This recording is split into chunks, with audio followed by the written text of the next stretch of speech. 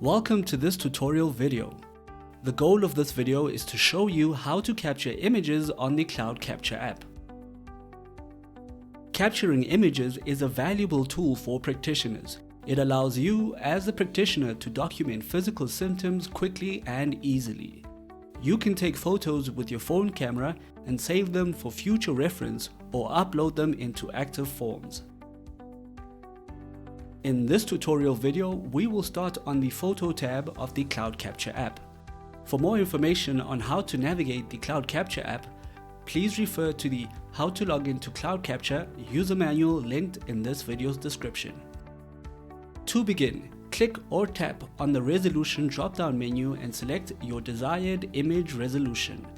Please note that the screen will update according to your chosen resolution.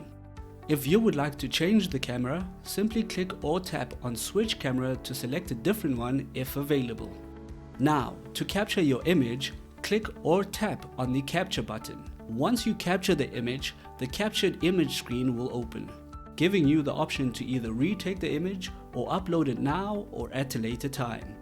If you would like to discard the current image and take a new one, simply click or tap on the Retake button. The image will be discarded and you will be returned to the capture screen.